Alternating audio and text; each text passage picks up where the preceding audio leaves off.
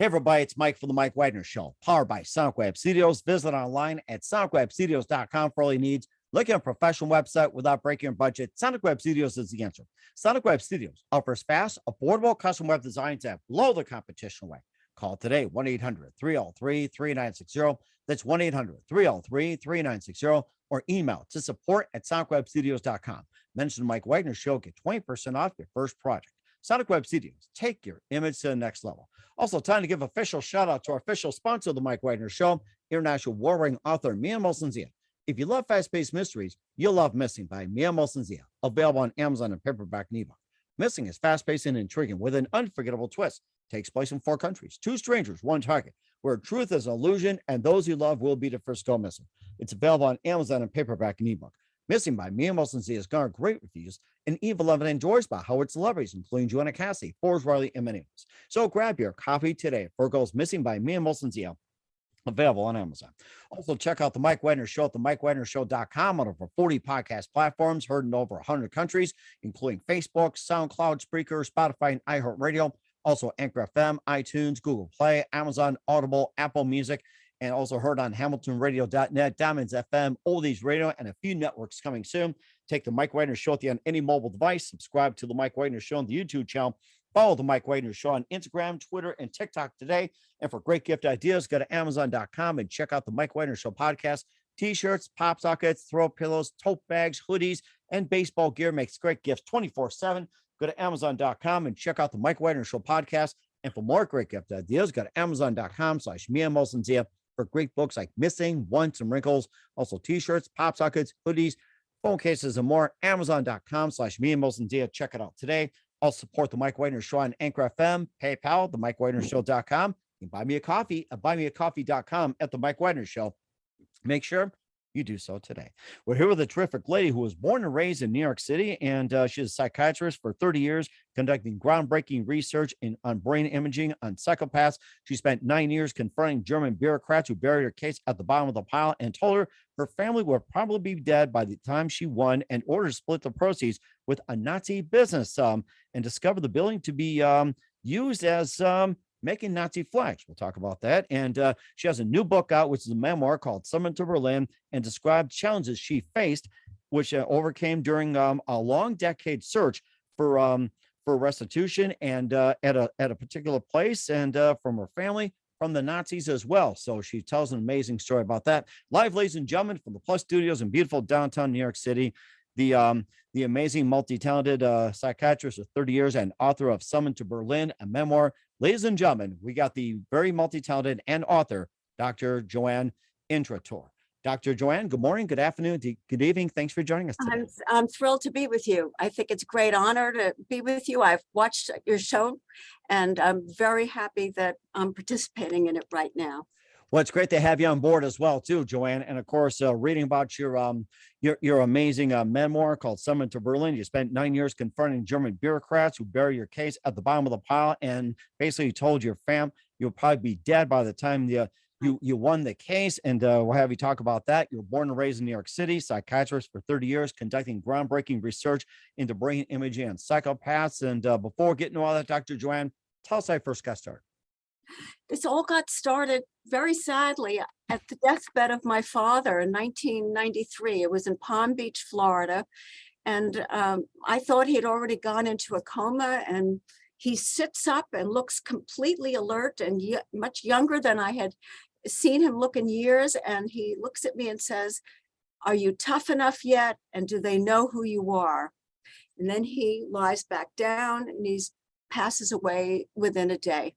Wow. These were the last words my father spoke to me. And basically, he was setting before me the challenge of this restitution case that he had found out about a year before in Berlin. The reason he found out about it a year before was that the Berlin Wall had fallen, and all this property in the historic center of Berlin, which was not in West Berlin, it was in East Berlin behind the Iron Curtain, now became available, and a very large manufacturing building in what's called Berlin Mitte, the middle of Berlin, became available because my grandfather, his father's name, was found on what's called the Grundbuch, which is the history of the ownership of the building.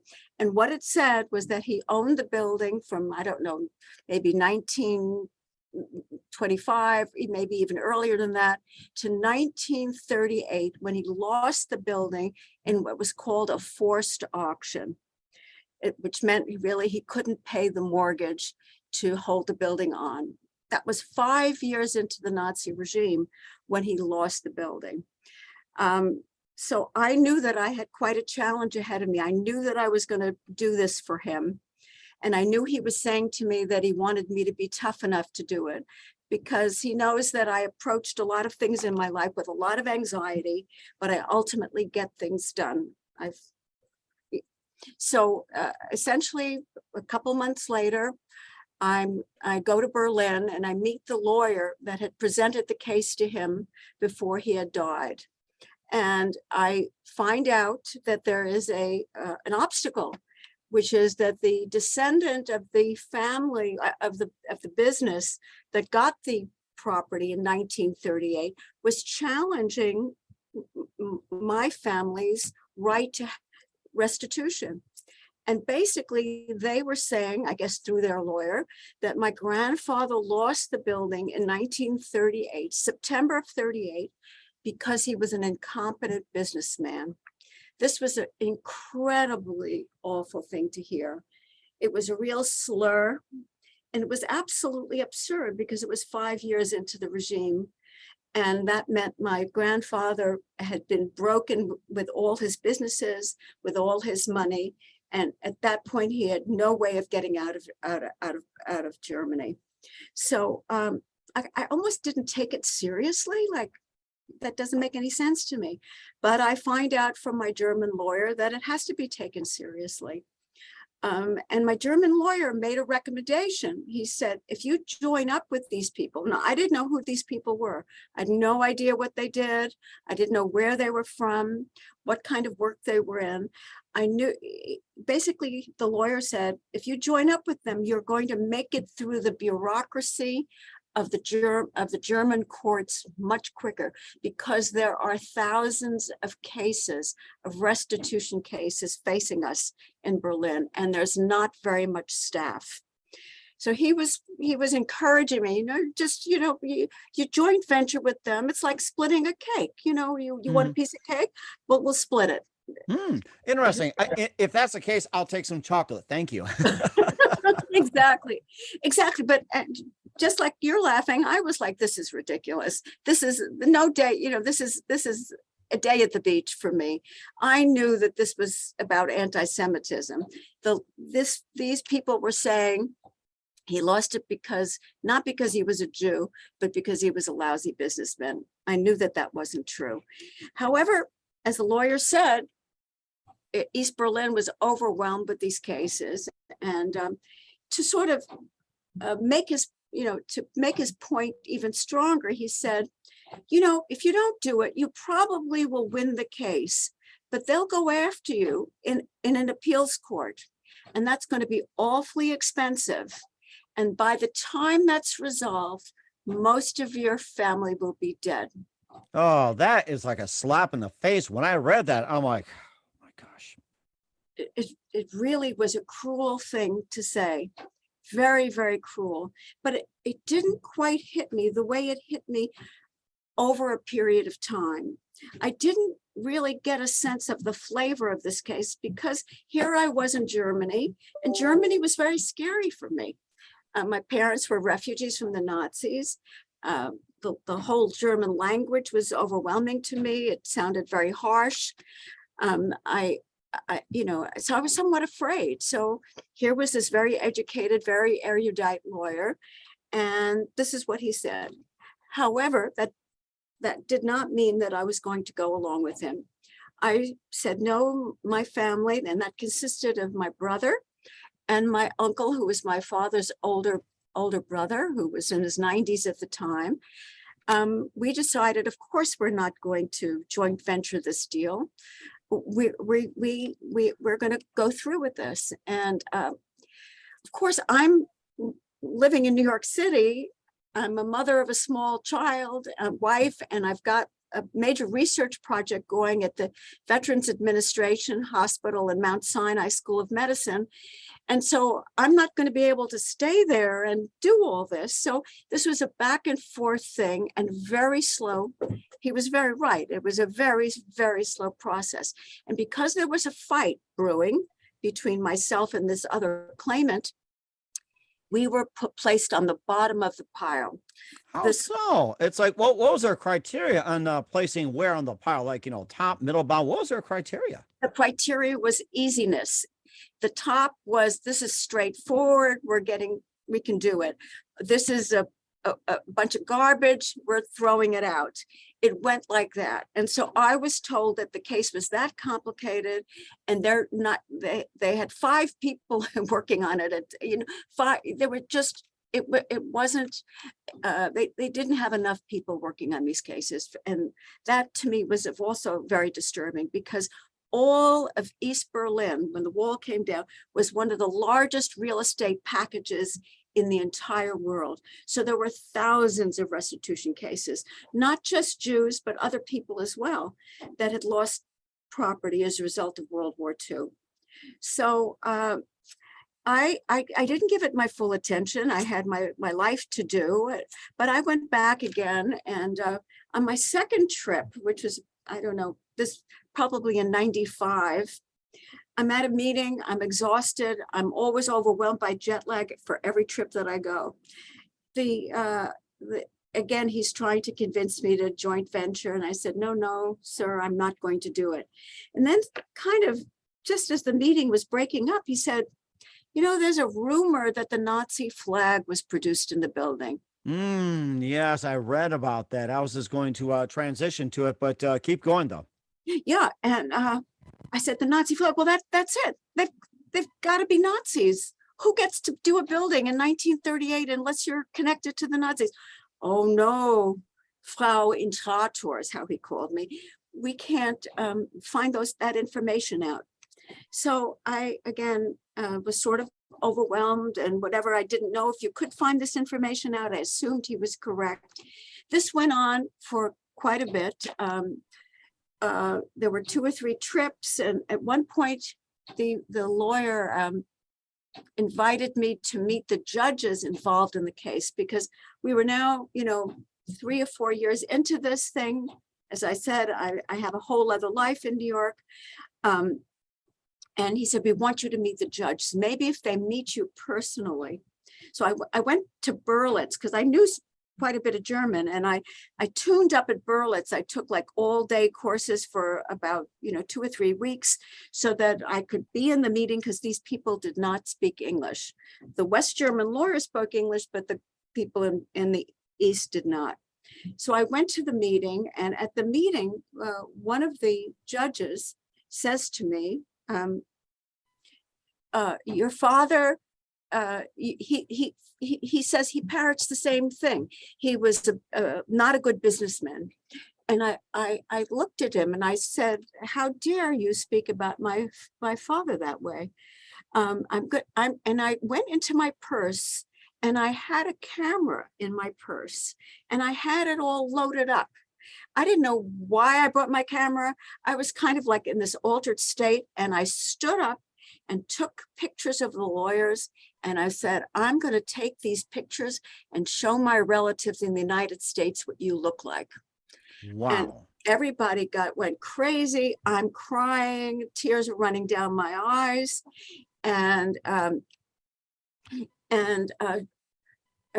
everybody tried to settle me down. The chief judge brings me like a vitamin C candy, as if that's going to. Oh my gosh. Wow. Yeah. And then she looks at me. She was the chief. There were 3 judges. She said, I'm going to put your case on the top of the file. Amazing. Like yeah. So I left that meeting. My lawyers were very proud of me that I had done this, as if I had planned this. It was all intuitive. It was just like amazing that this all happened. And so I thought we were on our way, and we were not on our way.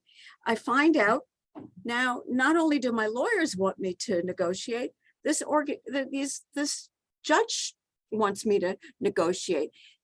She will rightly call the building our building, but we have to get rid of these opponents. We have to pay them off. And Really? these opponents wanted between 30 and 50%, whatever the value of the building was. Now, Mike, I got to tell you something interesting. My percentage of this building was 3.15%, which is very, very little. And what was happening, the more I was being pushed, into things that I didn't want to do, which I didn't wind up doing, the more I didn't care about that 3.15% because there was not much to care about. All I wanted to know was what happened in 1938. What was the circumstances? Who were these people? And I wound up hiring an investigator.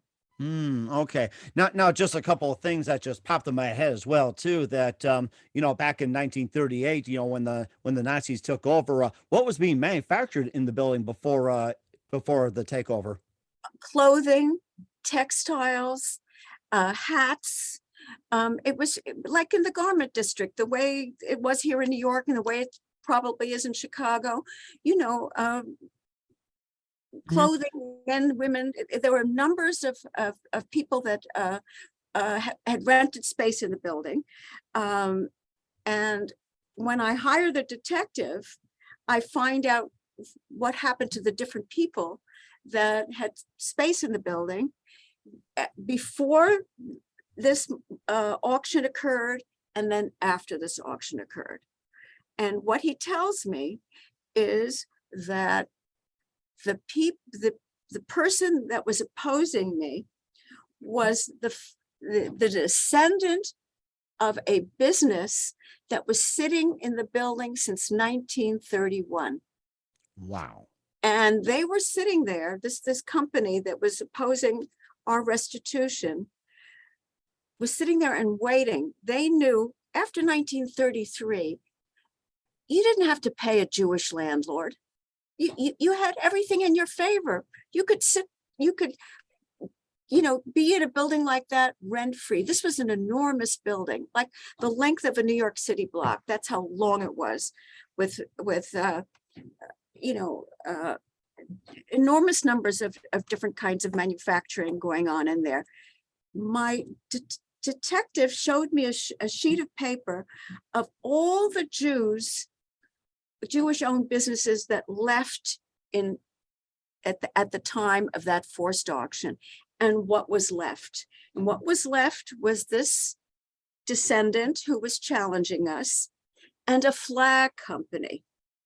And the flag company took over the entire building and made the Nazi flag. They had already Nazi flag and all the paraphernalia that goes along, the bunting and all the things you see along a parade. But what I found out, which was absolutely heart-shattering for me, was that they in September of 1941, this company, the flag company, got the order to make 1 million Jewish stars that would be sewn on the Jews that were left in Germany to identify them to ultimately be sent east. Being sent east is a euphemism for getting murdered. The Holocaust, yes. Exactly, Mike. And wow, that broke my heart that I heard this. I couldn't believe that this occurred in the building and that this is what I found out. And I suspect was known by the judge and might have been known by the lawyer. I don't know. I can't pretend to know what was in anybody's mind. But what happened is, this is now, I find this out 9 years into this. There are lots of details to the story that are interesting and will be in my book. And I can't wait to send you the book and you'll see for yourself. And maybe we'll get to talk again. But it sort of broke my heart to find out that these Jewish stars were made in the family building. It is certainly sad. And of course, just a few more we'll talk about in the book as well, too. I've got a couple of questions and we'll get into your profession, too, about, working as a psychiatrist for 30 years, doing some research on brain imaging and psychopaths. We'll talk about just a minute. But first, listen to the Mike Wagner Show at the MikeWagnerShow.com, powered by Sonic Web Studios. Visit online at sonicwebstudios.com for all your needs. Look at a professional website without breaking your budget. Sonic Web Studios is the answer. Sonic Web Studios offers fast, affordable custom web designs at below the competition rate. Call today, 1-800-303-3960. That's 1-800-303-3960. Or email to support@sonicwebstudios.com. Mention the Mike Wagner Show, get 20% off your first project. Sonic Web Studios, take your image to the next level. Also, time to give official shout out to our official sponsor of the Mike Wagner Show, international warring author Mia Molson-Zia. If you love fast-paced mysteries, you'll love Missing by Mia Molson-Zia, available on Amazon paperback and ebook. Missing is fast-paced and intriguing with an unforgettable twist. Takes place in 4 countries, 2 strangers, 1 target, where truth is illusion and those you love will be the first to go missing. It's available on Amazon in paperback and ebook. Missing by Mia Molson-Zia has garnered great reviews in Eve 11 enjoys by Howard celebrities, including Joanna Cassie, Forbes Riley, and many others. So grab your copy today for it goes Missing by Mia Molson-Zia, available on Amazon. Also, check out the Mike Wagner Show at the MikeWagnerShow.com on over 40 podcast platforms. Heard in over 100 countries, also on HamiltonRadio.net, Diamonds FM, Oldies Radio, and a few networks coming soon. Take us with you on any mobile device. Subscribe to the Mike Wagner Show on the YouTube channel. Follow the Mike Wagner Show on Instagram, Twitter, and TikTok today. For great gift ideas, go to Amazon.com and check out the Mike Wagner Show podcast. And for more great gift ideas, go to Amazon.com/Mia Molson-Zia for great books, merchandise, and more. I'll support the Mike Wagner Show on Anchor FM, PayPal, the MikeWagnerShow.com. You can buy me a coffee at buymeacoffee.com at the Mike Wagner Show. Make sure you do so today. We're here with the author of the book, Summoned to Berlin, a memoir by Dr. Joanne Intrator here on the Mike Wagner Show. And of course, you spent 9 years confronting German bureaucrats about the case, and you got to top as well. And some thoughts that came to my mind as well, too, when you talk about the building. And when the building was first put up, it was basically his building. And of course, what happened after the war ended? What was it? Was it still being occupied, making flags, or what was it being used afterwards? Well, the building was bombed, and there's some dramatic pictures that showed what happened to it. It wasn't bombed to smithereens. It was rebuilt by the East Germans, and it's really a stunning looking building. It served the purposes of the East German government and had different businesses that the East German government needed because it was very large and commodious. So when I got to see it, I mean, there was no evidence of it being bombed. When I went there the first time, it had been emptied out because the wall had come down and it was going to become a restitution case. Okay. And also too, with the building as well, too, that, it was separated between East Germany and West Germany and everything else. In terms of laws and regulations, it seemed like that East Germany, had like a different type of bureaucracy. Was it more difficult? Was it just the same? Or was it like, in a sense, easier than West Germany? I mean, what degree of difficulty was it with East Germany compared to West Germany at the time?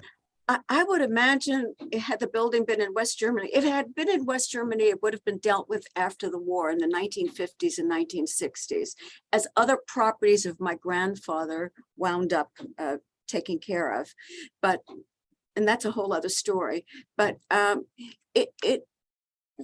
bureaucracy was such in East Germany that it came after the Nazi bureaucracy. In other words, there was no period of time where any of these people had lived in a democracy. So the bureaucracy was essentially much worse. Okay. And, and not dissimilar to kind of the authoritarian nature that one saw as the Nazi regime was building itself. Okay. And then in terms of the building as well, too, that you're talking like, 30, 50% and everything. And you're supposedly getting like 3.15. And I'm just getting these figures correct and everything else. What's the current value of the building today? And how much would you have gotten out of it based on the figures? Like, supposedly you got 3.15, but you only like 30, 50%. What was the value of the building and how much you would have gotten? Right now, Berlin has really come back, I would imagine I would have gotten $1 million or so if we did this now. When the building first became, my father first became aware of it, the building itself was considered to be, maybe 15, $20 million in American dollars and larger in German marks. So my father would have gotten 6.5%, and his brother got 6.5. There were other family members. My grandfather was in partnership with another part of our family, and they had a much larger percentage than we did. I was into this because I'd been studying German history before I became a doctor. I was interested in why people become Nazis, how that happened. So I was set up to go and take this project on. So in the beginning, it looked like, all right, maybe I'll get something from my son Benjamin's college fund. And then who cared? I didn't care. All I wanted to know was what the story was. And so at the end of 2001, when this happened, actually, we finally signed everything up in March of 2001. I got about $90,000, which basically may have paid for all my trips back and forth, hiring the investigator. It meant nothing to me financially. It was all about honoring my father and honoring my family's reputation and finding the truth. The truth to me was invaluable. Mm-hmm. That my And certainly invaluable indeed as well too. And I thought about the $90,000 nowadays. It just covers like gas expenses the way gas is going these days. So forget about it. Oh my God. Yeah. All over the world, we're in trouble. Yeah. Oh yeah. And of course, you'll also be a doctor as well too, transforming that. You talk about in the life of Nazis and everything. You've been a psychiatrist for 30 years, conducting groundbreaking research and brain imaging on psychopaths. And tell us about the research and what inspired you to become a psychiatrist. Well, I think all along I was very curious about, my father was very sick when I was young, and doctors played a very big role in getting him well. So as a little girl, I always wanted to be a doctor, but it was the 1950s. You're supposed to get an MRS, not an MD, so I sort of didn't have the nerve or the guts to go through with it, so I waited until I was in my 20s and I finished college, and I went back to school, and I took all the science and math courses that I was afraid to take when I actually went to college, but I got into my number one choice, which was Columbia University. And I knew I was going to be a psychiatrist because of my interest in emotions and how emotions affect people's lives. And I also was interested in the bad guys in general. Why do people do bad things? So it wound up that I ran for a short period of time, a criminal court clinic in the Bronx. And I was wondering, how does one figure out if a person's really a bad guy? They're not crazy by, social standards or considered insane by legal standards. They talk like ordinary people. So how do I figure this out? What happened is I came across a guy in Canada, in Vancouver, Dr. Robert Hare, who was the world's expert at the time. And he was doing a lot of research on particularly language, that he had discovered that psychopaths talk the talk, but don't walk the walk. Mm-hmm. They talk a good game. And what is this? What is this about language? So they know the definition of emotions, but they don't know what the feeling of emotions were. So we challenged them using brain imaging, which meant radioactive nucleotide going to the brain while they did a language test.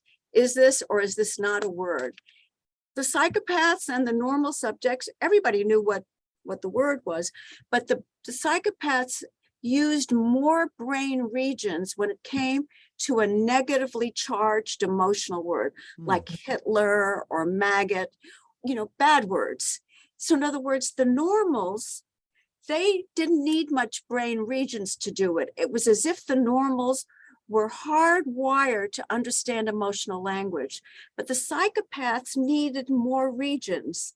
So we hypothesized out of this research that emotional language for the psychopaths is like a learned language, like I'm learning French. I'm going to learn emotions. I can learn emotions by learning French. Like a foreign language in a way, like listening Exactly. to listen to those tapes or whatever it is. Exactly, which I think really kind of makes intuitive sense, because they know the words, they can talk the talk, as I've said, but they don't really get it on a deep level. And that's always been my interest. And as a psychiatrist, I'm a listener. Like you're a listener, you listen to people and you hear what they have to say, and you get a sense of whether there's depth with it, and you can start exploring how they feel, and to the depths with which they understand their own feelings or understand other people. Now, I don't do psychotherapy with psychopaths. Psychopaths belong behind bars. That's the best therapy for them. I think you're with the majority on that one too. Yeah. Exactly. But there's it's not like these things are categorical. People can become psychopathic like under specialized conditions. What is it like when your leaders are Nazis? What is it like when you're going to be reported by the person in your building for talking to someone you shouldn't talk to? When you're living under enormous fear, the way the Germans did under the Nazis. And remember, they just recovered from a horrible World War I. They were poverty stricken. The men had been brutalized by the war. They were very vulnerable people. This is something that over the years, I've become more empathic to the vulnerability of human beings under such distress. So people under specialized conditions can do things they wouldn't necessarily do when, in normal times. But I wondered if there was anything specific about these people who were influenced. And I found that there were people who are passive, who really look to somebody else to tell them what to do. And there are people like that. People like that. I know people like that. Mm-hmm. They can be passive, or they can be very narcissistic, like I'm superior. It doesn't matter what the rules are.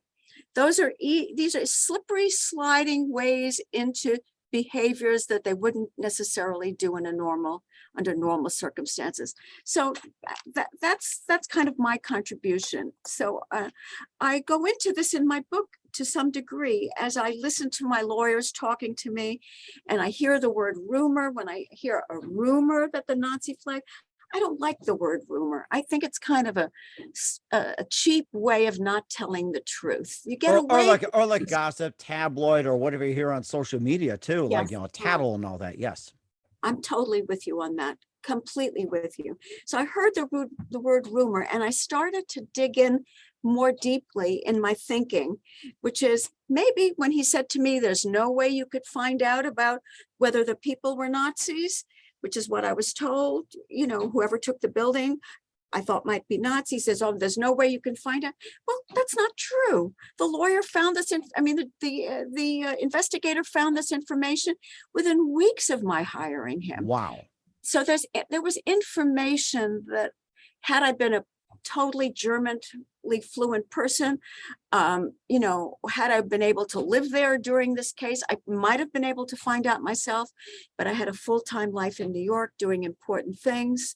So my detective got this information for me. Mm-hmm. I also, a couple of things also came up as well too, that you talk about these various tests and everything, psychopaths that I don't know if you're familiar with the ink blot test, or was it Rorschach or something? It's like you have these ink blots, like say Rorschach, right. That's it. I was trying to think of the name. It's like these ink blots, and come up like it can be this, it can be this, and like right. Splattered all over. It's like isn't where the psychopaths just simply misinterpret it, or they just have advanced thinking? It's like those are generally tied into those.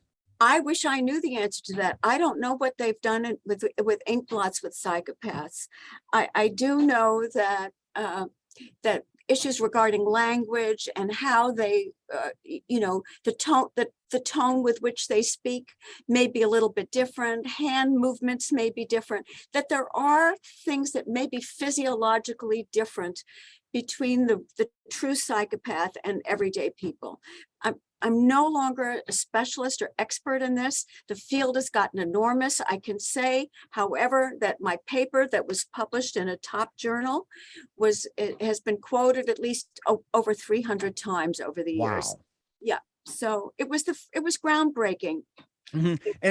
And also too, psychopath as well too has been branched off into sociopath as well too. And of course you've been in the field. Maybe you can give your interpretation of a sociopath as well too, also being like an offshoot. And then thanks to Absolutely. social media, there could be another offshoot of a sociopath or anything else. Well, I'll tell you what the word originally was sociopath, and that word came about like in the 1930s. There was a Dr. Birnbaum, I think it was his name. He came up with that word because he believed that social conditions like sociopath can make people bad guys. In other words, that bad guys were as a result of being poor and having no money. So that word sociopath came about.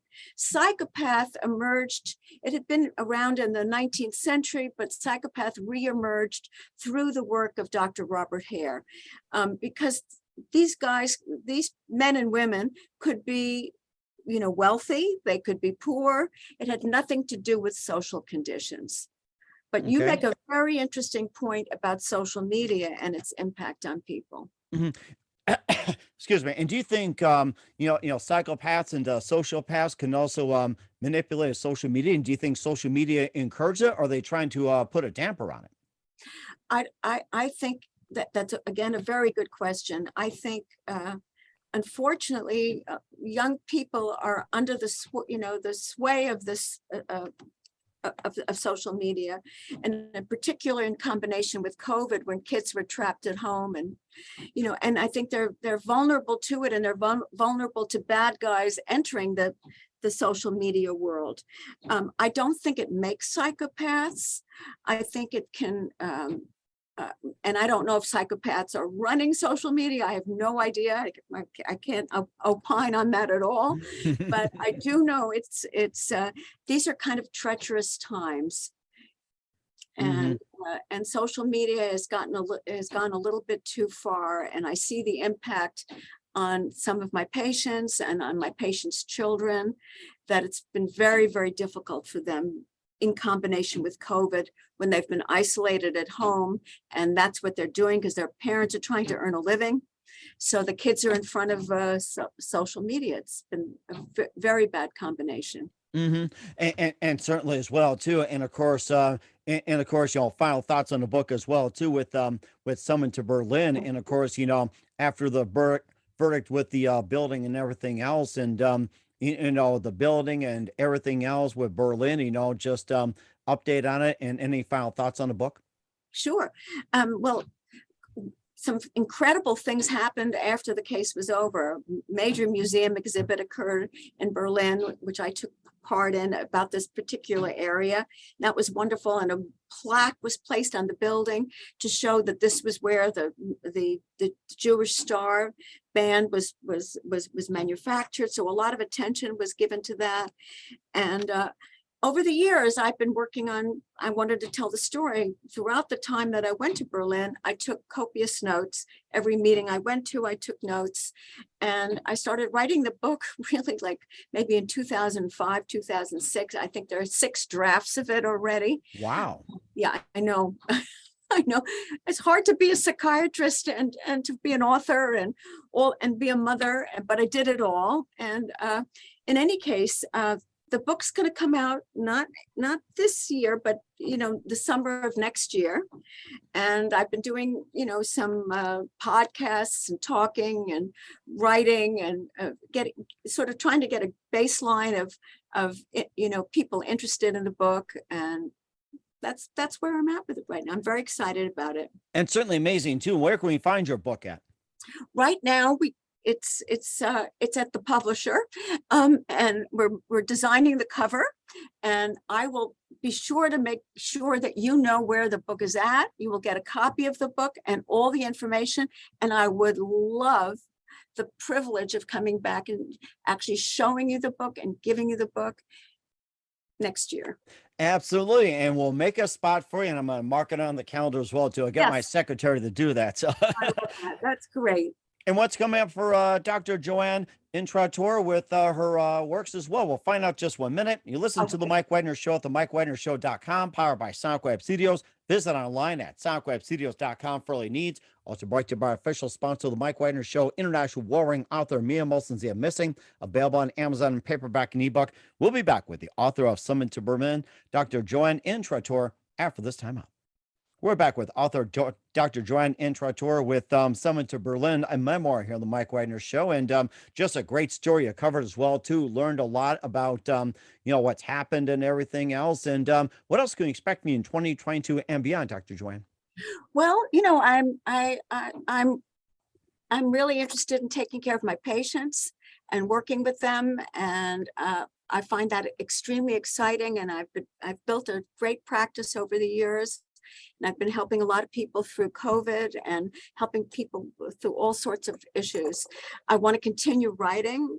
I've got a very interesting article coming out actually in Berlin, actually any day. I don't know if you ever saw the movie The Third Man with Orson Welles, one of the great movies.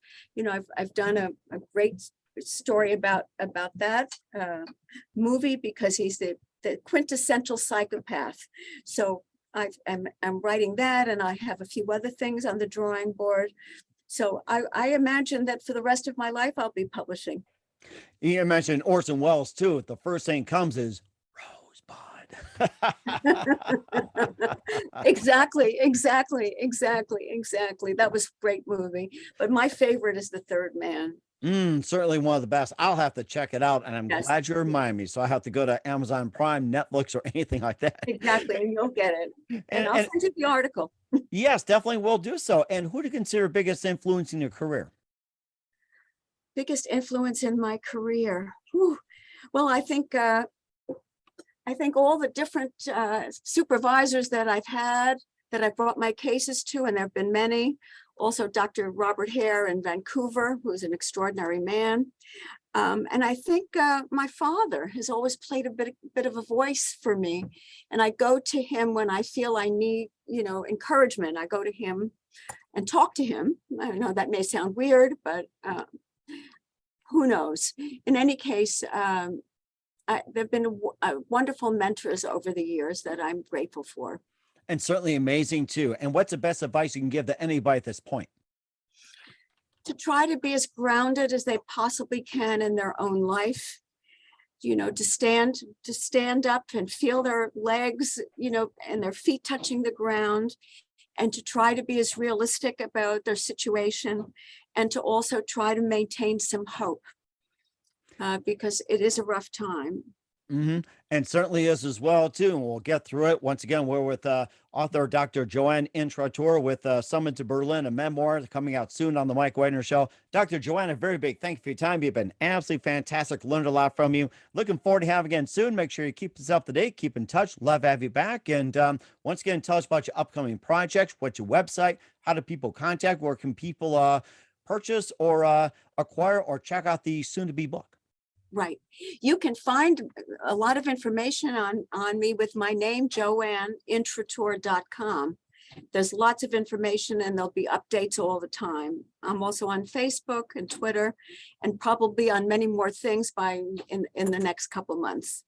We will certainly do so. Once again, Dr. Joanne, a very big thank you for your time. You've been totally amazing. Again, learned a lot from you. Looking forward to having you again soon. Make sure you keep us up to date, keep in touch. Love to have you back, and we definitely wish you all the best and a great future ahead of you. Thank you for having me. I'm so glad.